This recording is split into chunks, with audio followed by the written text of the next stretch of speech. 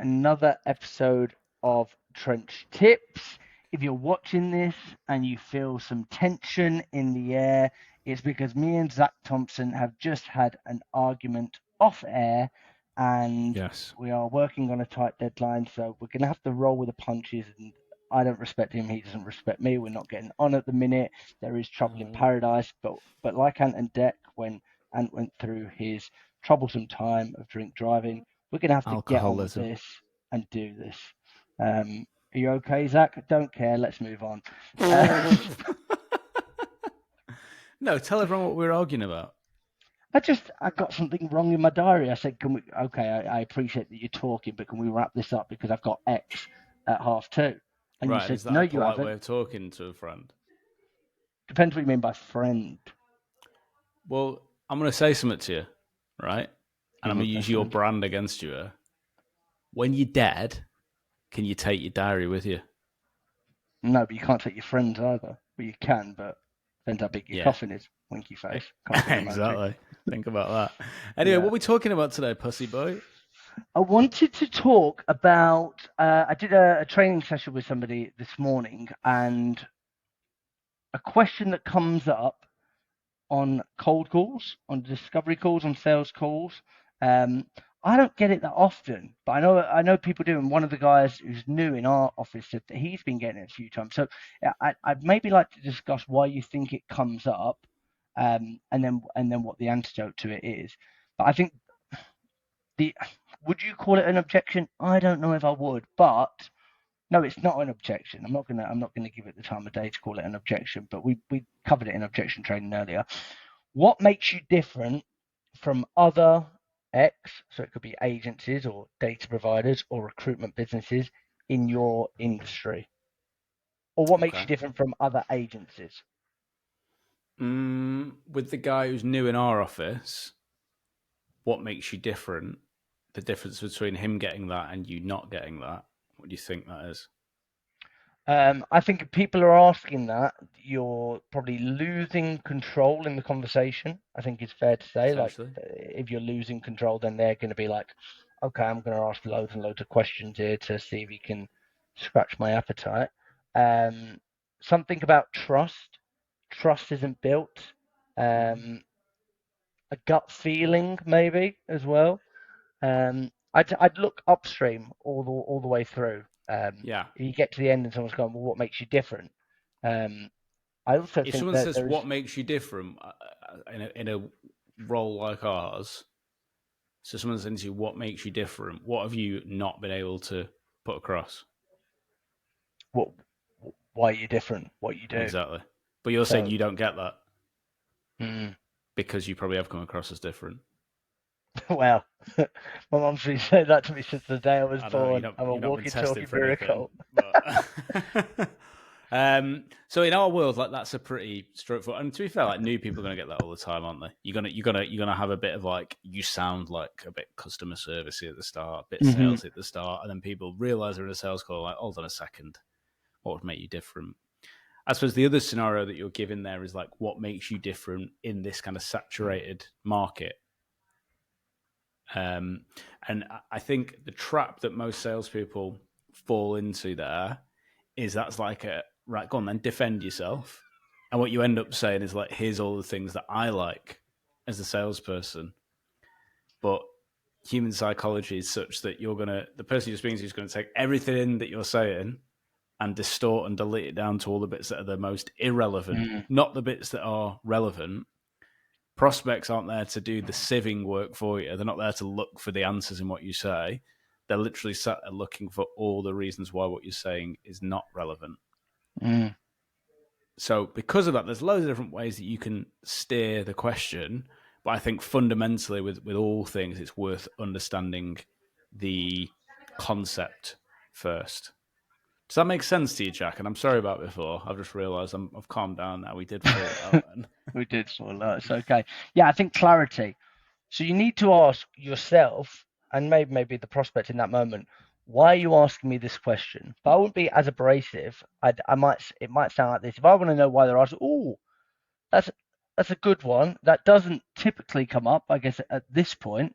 Oh, that doesn't typically come up on the first call. I guess what makes you ask that? Well, I'm Oh, trying to. because we've done this before, because I'm Yeah. trying to understand what makes you stand out. Do we already do this? Mm. There'll be something in there. But then this is interesting as well, and I know this wasn't planned, but I've noticed from people that we train both internally and externally, everyone tends to know it up to that bit. Like, yeah, I can ask that question, but that's not that's not the silver bullet answer. Because someone then goes like, well, I'm trying to understand if you do anything different than what we already do, because we already use a similar company. And people go, oh, wasn't really expecting that response. Now what? Because again, they don't know the concept. And your point there is on clarity, isn't it? Well, okay. Well, I suppose I don't know, but let's see if we can help each other with that. Who are you using? What are you using at the minute? What do they do for you? What problem do they solve? Oh, they Similar. do X, Y, and Z for us. Okay, and what would you say is still on the table that you're trying to solve that you wish they could help you with? Oh, probably this. Wow, that's interesting. What's made that come up? Okay, give me an example. It's like knowing the full path along. And unfortunately, that's not something that you can just bang in a script. No. You can't go like, no matter what, you just say, okay, great, here's my next question. This is what we were struggling out. The guy that I was training this morning, we were trying to like create a template, and I was like, it's more like you've got to learn the move, and then like you've got to freestyle it. But it was an interesting one because that's the clarity path. I think that's when someone's playing ball. I do think you get to a point where somebody isn't playing ball, and I think it is a bit of like, okay, if you're going to ask silly questions, my job is probably to like play the game back. I always think, how do I make you feel? How do I make you realize that's a silly question? Do you know what I mean? So like, okay. So when you say what makes us different to other agencies, when you say other agencies, what do you mean? Other agencies in our town, other agencies in lead generation, other agencies in the UK, other agencies in the top 50 agencies in the UK. What do you mean? Yeah, good. So that there, Yeah. right? I think that is. We've been talking about this loads at the minute, haven't we? Me and you, like that there is going to work for very cocksure, difficult, straight to the point, let's say CEO, owner, founder, whatever it is kind of guys. Like, I've been in this business for 20 years, mate. You know, like those kind of people.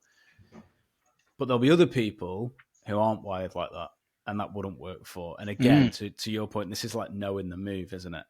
And I think a good, safe place, if you're not sure yet, we're not in the conversation for me to really get the read of your personality, is to get someone talking about the favorite subject, which is what? Football. No, which is what? Themselves. Tommy Robbins. No, themselves. Yeah, exactly. And how I would typically, like, let's say you're on a call for Wham, if they're like, well, what makes you different than what we're already doing? That's a good question. You can probably help me answer that because we do different things for different people. I suppose just so I can get my head around it, who are you trying to get in front of? Okay, and what problem do they need to have to make it worthwhile having a conversation with you? And before you know it, brain is now on like, oh, I'm back to talking about my favorite subject, the spotlight effect. The spotlight's back on me. We're talking about me again. Okay, and then I'll normally throw in something challenging there. So I would probably say something like, okay, maybe a bit of a difficult question. I suppose compared to your competitors, if I'm having a conversation on your behalf with someone, what do you offer that they don't? Yeah. Yeah, we said this morning. It's great.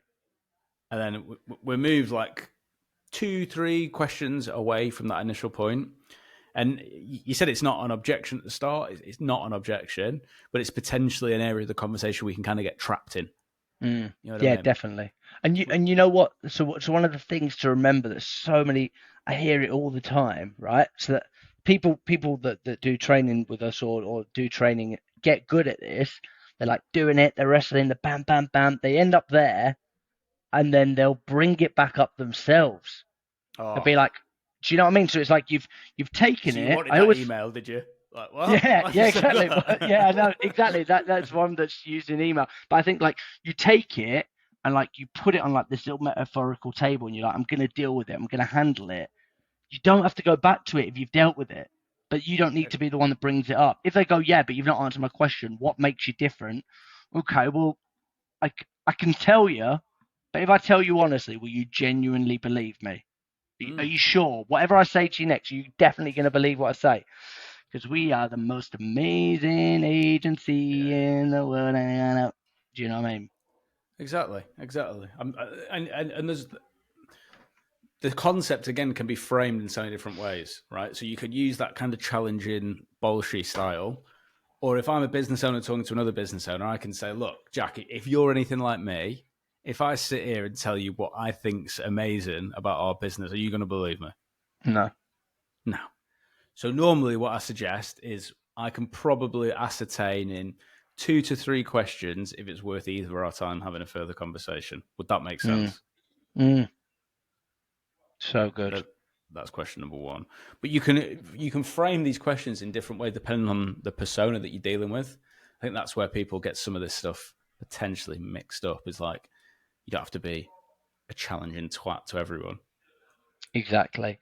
Can I just before we wrap up, can I share with the audience one of my favorite things that I've heard you say this week? Yeah.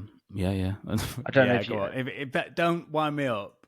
No, I'm genuinely going to be really, really nice. So you had a week off last week, didn't you? Throughout the business.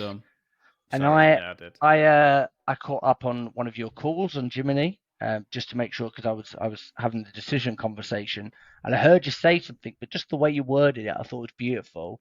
I just thought, if you've stayed with us for 11 and a half minutes, you've managed to ride the wave of whatever's terminally wrong with me and Zach Thompson. It was about booking a meeting from a meeting. You said, well, listen, as a salesperson, I'm a sucker for a next step. What would you like to do next? And I just thought that sucker for a next step. I love English language, and I thought that was beautiful. And I've not had a chance to say it to you yet, because obviously since the argument we've not caught up properly. But I just thought I'd share that with the audience. We're in a fortunate spot, aren't we, where the discovery calls, the cold calls, everything that we do, well, fortunate or unfortunate, everything is part of the interview. I'm effectively do you want to hire me to do this? So in doing things like that, people go, I'd quite like someone to do that for me. That's a bold question. So yeah, I appreciate the compliment. I'm guessing you want one back? Nope, don't need it.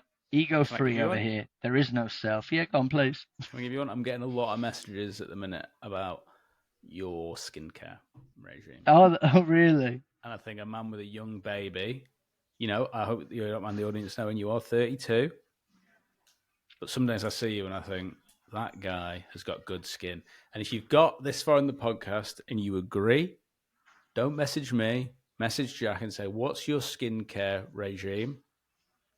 And if you do that, Jack will give you 50 quid. And what do you what do you do?